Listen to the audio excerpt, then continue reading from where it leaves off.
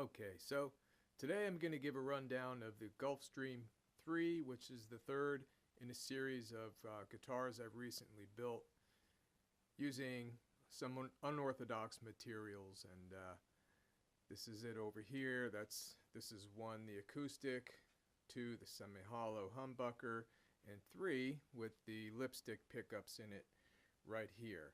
I should mention all three of these guitars use GFS pickups, both of the pickups in the acoustic and the Dream 180s I have in the semi-hollow, and then these lipstick jobbers here are all from Guitarfetish, and they all sound pretty nice. I've made some comments on other videos about especially the humbuckers. The acoustic guitar rundown is yet to come. They all have identical necks.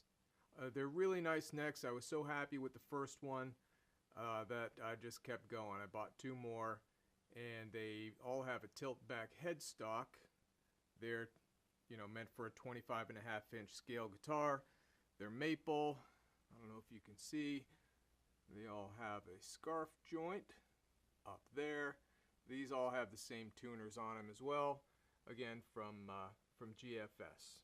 Okay, so I'm going to get this down, give you a little bit closer look around, and I'll come right back.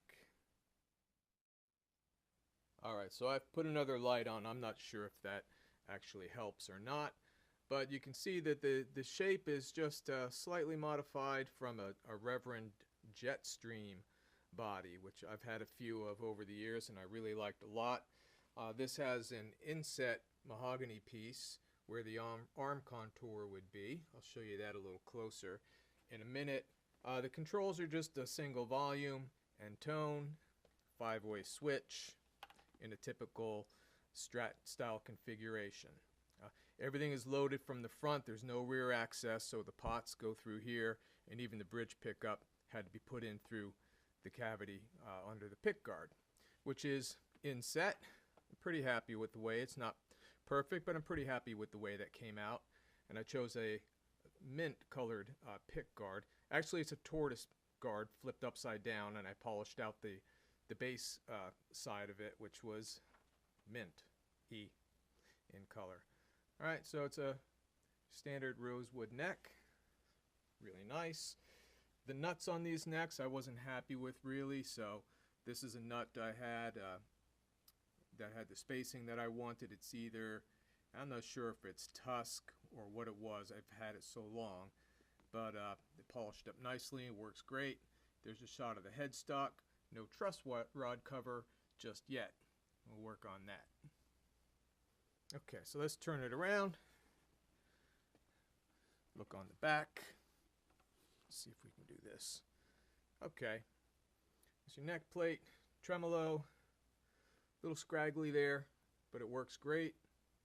The maple neck, non-locking tuners. Pretty simple. And then from the side, now you can see a little bit more of the construction of the body. It's best if I tip it up. This is 2 3/4-inch thick slabs of plywood, obviously, and then the top and the bottom are slightly, well, quite a bit thinner, 3/16 finished edge plywood. And as I said, this is just a slab of mahogany I milled down here. This one does not have yet the edge binding tape, which covers up the striations. Both of the other guitars that I built in this range, you can see, have the Dan Electro style tape on the edges. Right? Runs down and around, dresses it up really nicely. Haven't gotten to that on this one just yet. So that's pretty much it. 3 lipsticks, Wilkinson tremolo, GFS XGP neck and tuners, and let's go. I'm going to plug it in. Okay, so this is what you're going to be hearing. The guitar will be plugged into this Tech 21 Flyrig 5, and that is set up clean, and it also has a hot and drive channel, which I'll describe a little bit as I go along. But for the purposes of this demo, I will probably keep it fairly clean. The signal from that goes up into this little Yamaha mixer right there. And then around behind me, this is an Alto Trooper, which is just a full range speaker system for like a small PA. It's great for practice, and haven't used it for much more yet. So that's what you'll be hearing through the microphone on this little video recorder.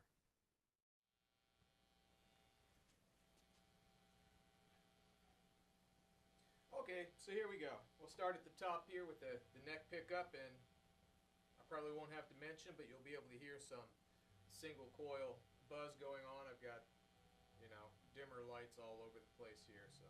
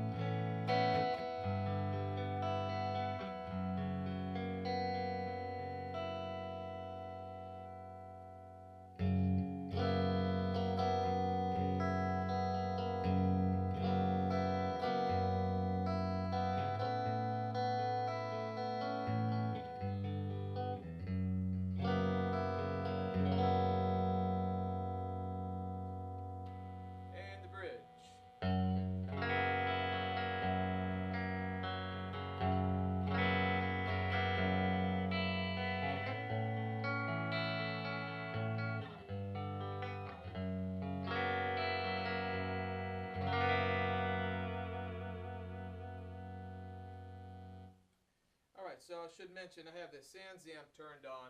You'll probably hear a little bit of reverb in there as well. And I have the hot button engaged, which is a little bit of a boost that it adds.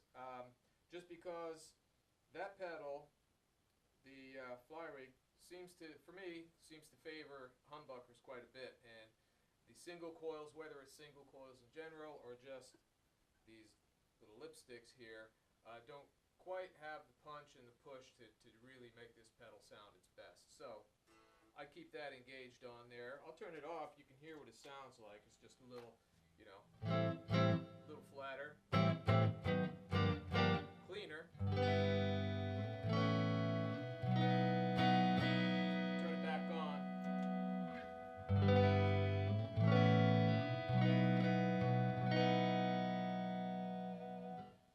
It's only adding a little bit of boost there, not a whole heck of a lot. I'll turn the delay on just so you can hear some of the, you know, the kind of, turn it up, dreamier kind of.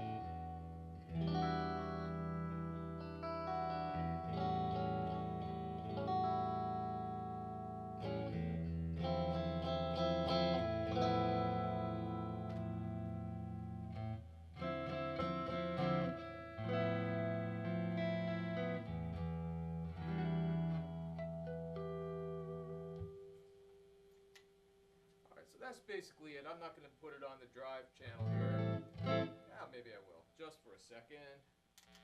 With the hot engaged, this is the neck pickup here.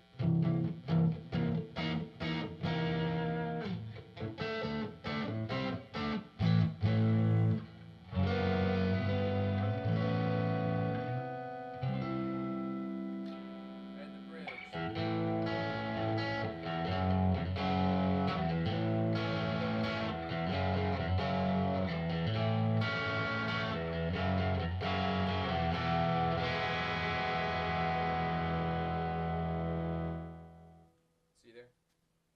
turn that off.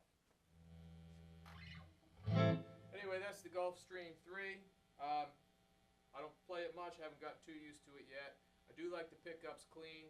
The jury is out on how they sound with the distortion on there. And that, again, maybe the pickups or the pedal, time will tell. Alright, so thanks for watching. There's also a build video that I posted on this guitar. I'll put a link to it down below there so you can see the process of it being put together, from the scraps that it is to the monster that it's become. Enjoy that one too. Thanks for watching.